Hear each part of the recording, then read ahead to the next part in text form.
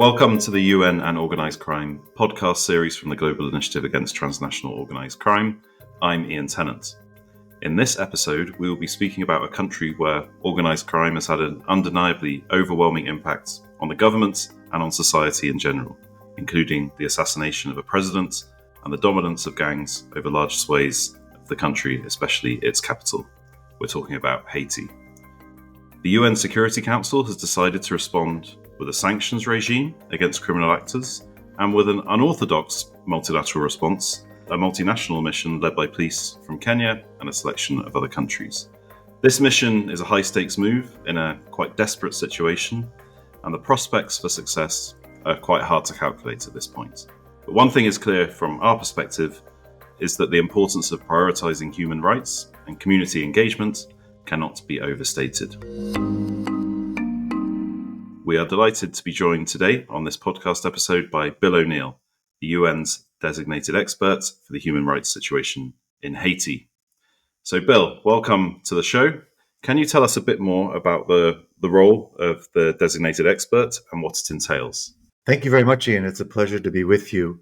My job basically is to help support, complement, in whatever ways make sense, the work of BNU human rights team that is on the ground in Haiti every day, and also the people working on the Haiti human rights crisis from the Geneva base of the High Commissioner's office and also in New York at headquarters. And I live in New York, so I'm actually in and out of the headquarters building a couple times a week for meetings, which is important for Haiti, given that what you just said, also the creation and we hope the soon arrival of a multinational police force to help the Haitian National Police try to tackle the gangs. I have independence, so I can move around, have meetings, speak out in a way that isn't too encumbered by bureaucracy. So that's probably one of the better parts of this post. Thank you, Bill. And since being appointed as a designated expert, you've undertaken, as I understand it, 2 country visits last year, and you've reported back on those visits. And in the report, you've documented levels of violence and human rights abuses at, I think, quite unprecedented levels, in particular due to the stronghold of gangs in the country. Can you give us an overview of what you've seen? Yes, I've been working in and on Haiti, not constantly, but starting 30 years ago, off and on. And I have never seen it worse. The human rights situation in Haiti is a catastrophe on every level. So the main perpetrators, the main causes of human rights abuses and violations right now is the gangs. They are violent, brutal, and really show no mercy. They are well armed. All the weapons and bullets come from the United States. There's not a single munition manufactured in Haiti. And their main credo is violence and control and power. There's no ideology. They're not about a political movement or a religious affiliation or some kind of set of ideas or values. It's really all about who can control populations, money, and power. So you have kidnappings, torture, disappearances, executions, and kidnappings. That's probably their main source of income these days, is through kidnappings and holding people for huge amounts of ransom. And then another element to the human rights catastrophe in Haiti is this gang violence and the impact on the ability to have access to basic human rights such as education, health care, clean water, housing, food, all of which are at great, great risk for the vast majority of Haitians living in the capital. I should say the violence and the gang control, you're talking about Port-au-Prince and the surrounding areas, which in reality for Haiti is the economic, political, educational, every other element you could think of center of the country. Haiti's very centralized. So controlling Port-au-Prince and its outlying areas means you control huge segments of the economy and other elements of life. There are some gangs with very it's tricky to tell, but not much power or presence for now in the north and in the south and in areas outside of Port-au-Prince. But one concern is that with the arrival of the multinational force, which we hope will be soon, some gangs may relocate and try to reestablish themselves in parts of the country that for now have been free of gangs. So that's just something we all have to watch for. Thank you. And obviously you're coming from a kind of human rights angle to this scenario. So when we talk about the multinational response that's being planned, led by Kenya, What are the key human rights concerns and issues that you'll be looking out for, and what should that force be paying attention to when planning and designing its deployments? I think one major concern, and the Kenyans who are going to lead the force, is the use of force. So if it will become necessary for the multinational force to use firearms, let's say, or any type of force, there will be a challenge because the gangs control areas that are primarily the slums, the very poor parts of the capital, which are densely populated. I mean, the Cité Soleil slum in Port-au-Prince is the largest of its kind in the Western Hemisphere. So it's densely populated. The gangs are totally interspersed, intermingled with the civilian population. They don't wear uniforms. They intentionally will use or hide or immerse themselves within the population. So it could be very tricky for anybody, even for the Haitian National Police, with whom the force will be working. It's not going to be them just doing things on their own. They're going to be working in close cooperation with the Haitian National Police. And the Haitian National Police will clearly have a better read of the society and cultural and language issues.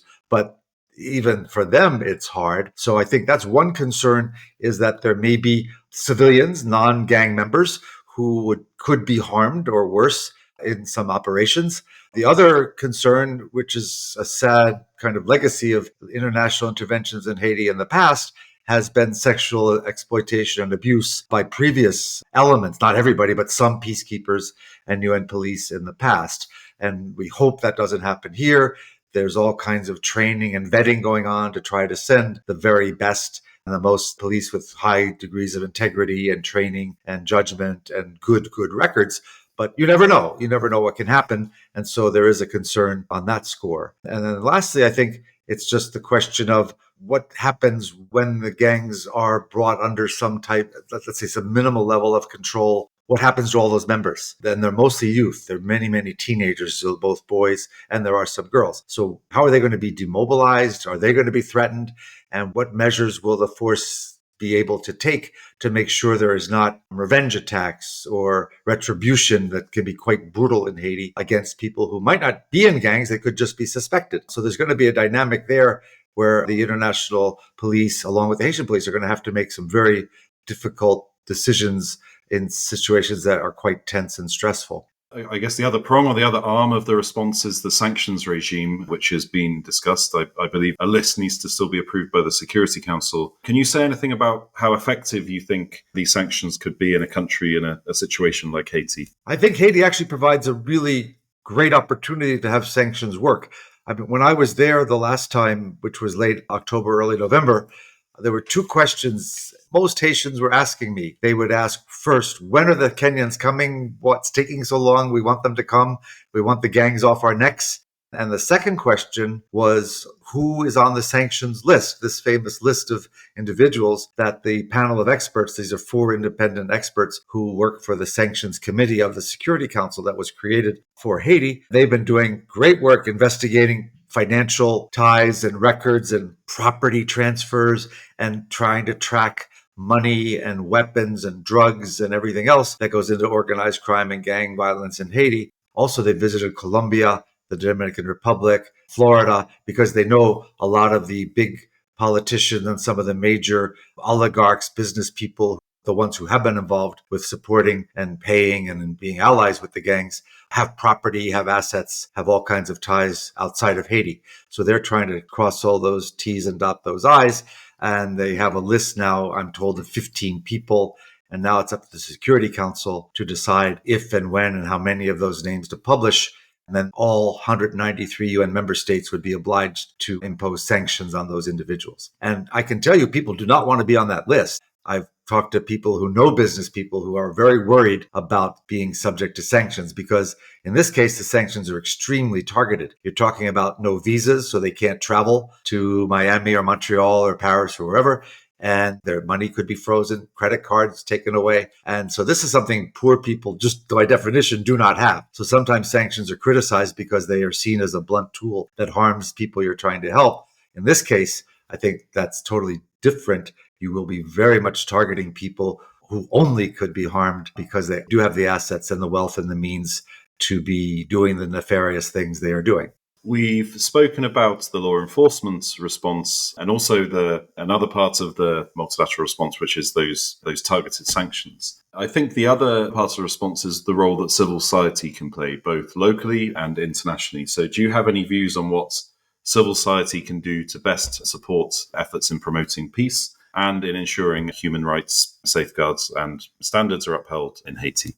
Haiti is often seen in a very negative light, and for good reason most of the time, whether it's earthquakes or gangs or presidents getting killed. But one of the bright spots in Haiti over many years now has been the strength of civil society, its endurance, its creativity, its perseverance, its talent, its bravery. And I think that's, for me, in my role now, but even before when I did work in Haiti, civil society groups, and that's defined very broadly, not just human rights groups. It can be sports clubs, farmers organizations, journalists associations, bar associations. They play a vital role in Haiti in many ways. One is sometimes it's the first line investigators. They're the ones discovering violations. They're the ones reporting and investigating, and sometimes at great risk to their own personal safety doing this work. Two, they then advocate. They provide strategies and advice to people like me, to the UN, to others. And then third, they also interact with their state to the extent they can. The Haitian state is very weak. It's corrupt, but there's some still good people in there. And they are also trying to push the state, their own government, whether it's the justice system, police, penal administration, educational system, healthcare, the Ministry of Health, whatever it is, they're pushing them to do their jobs, to make demands so that those state institutions fulfill their obligations to respect and protect and fulfill the rights of Haitians. And with regard to the gangs and the security of this upcoming, let's hope, multinational force, the civil society has crucial information about the gangs, like where they are, who the leader is, where the lookouts are, where the guns are stashed. They often know this. They're living in these neighborhoods. So where the money flow, where the weapons come in. So again, it could be dangerous for them, but I hope there'll be ways that they can safely share that information with the force, with the Haitian National Police at a proper moment in a proper way that would help make the force be more effective and efficient and successful. And then afterwards, I think they're going to play a huge role. They need to play a huge role in any efforts to try to bring Haitians back together because society's been torn apart. So, for example, what do you do with a gang member, a kid, a 16-year-old who's no longer in the gang, made a big mistake, needs to be rehabilitated, needs to be re-educated, should not be sent to a prison? But how is society going to handle that? And who's going to be able to try to convince people that that's the right thing to do and then how to do it properly? You won't be able to do any of that work just with outsiders. It's going to have to involve and maybe be led by civil society with support from people from outside. Well, Bill, thank you very much for taking the time to speak to us today. You've definitely given a brief but very detailed overview of what's happening in Haiti, what the multilateral system is doing to respond, and why a multifaceted response is required. And hopefully we'll have some success, both using law enforcement responses, the UN, and also civil society. You've been listening to the UN and Organised Crime podcast from the Global Initiative Against Transnational Organised Crime.